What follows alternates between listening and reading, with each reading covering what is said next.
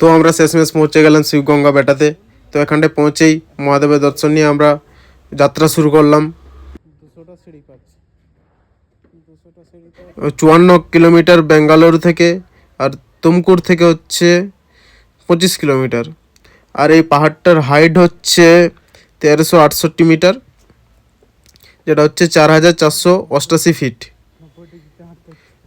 এখানটায় মন্দির আছে, আর আছে ভিউ পয়েন্ট। আর পাহাড়ের চূড়ায় পৌঁছাতে প্রায় 1 ঘন্টা থেকে 1.5 ঘন্টা সময় লেগে যায়। তো আমরা পৌঁছে এই সুন্দর অপরূপ ভিউ দেখতে, স্থাপত্য দেখলাম। তারপরে যে মন্দির আছে কিছু, মন্দিরের ডিজাইনগুলো প্রাচীন। আর ট্রেকিংয়ের সময় যারা খাবার দাবার, জল টল পানীয় যারা আনছো তারা অবশ্যই সাবধানে রাখবে, কারণ এখানে বানর প্রচুর। বা যারা দোকান থেকে কিনছো খাবার দাবার অবশ্যই কেয়ারফুলি রাখবে, কারণ প্রচুর বানর ছাড়িয়ে নিয়ে চলে যাবে। আর এইভাবে আমাদের ওই রেলিং ধরে হাঁটতে হাঁটতে আমরা উপরে উঠছি, সবাই হাঁপিয়ে যাচ্ছে। তো এই পাহাড়ে কিছু ঐতিহাসিক ঘটনার সাক্ষী হয়ে আছে, যে পৌরাণিক যুগে ভগবান শিব দেবী গঙ্গার বর্ষণের সাথে শান্ত থাকার জন্য পাহাড়ে বসতি স্থাপন করেছিল। হচ্ছে গঙ্গাধরেশ্বর মন্দির, হেনাম্মা দেবী মন্দির, বীরভদ্র স্বামী মন্দির, পাতালগঙ্গা মন্দির, অকাল তীর্থ, আর আছে গিরি গঙ্গাধরেশ্বর মন্দির।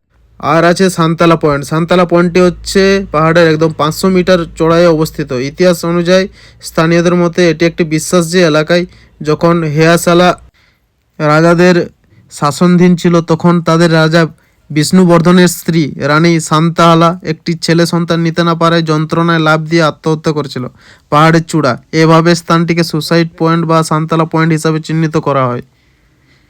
আর পাতালগঙ্গা মন্দিরের যে রহস্যটা রয়েছে সেটা হচ্ছে পাতালের তলদেশ থেকে যে ঝর্ণা প্রবাহিত হয় তাকে পাতালগঙ্গা বলে। এই নদীটি প্রায় 13 কিলোমিটার এবং গভীরতা হচ্ছে 50 ফুট।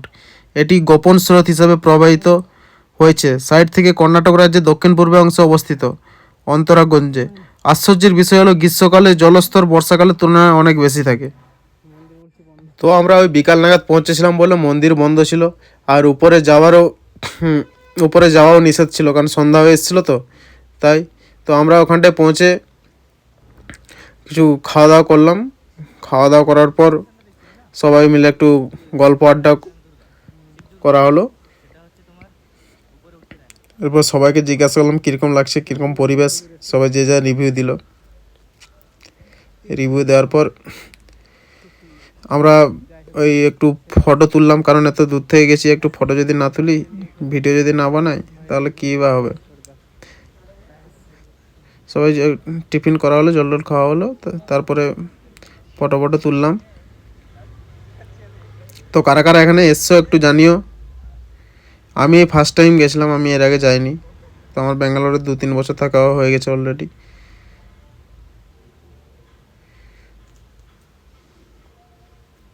তো কিছু ফটো তুললাম, ফটো তোলার পর ঘুরলাম, কিছুক্ষণ ঘুরলাম।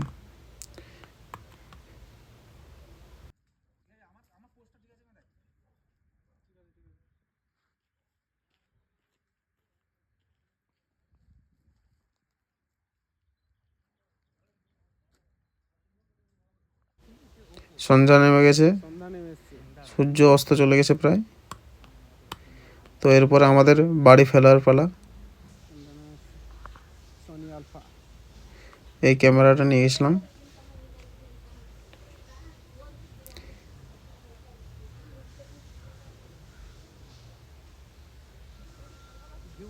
দিয়ে সুন্দর ভিউ উপভোগ করলাম।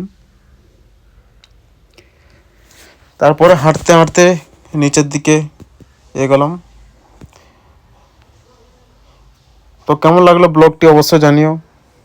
আর কে কে এসছো এর আগে অবশ্যই জানিও জায়গাটা কীরকম।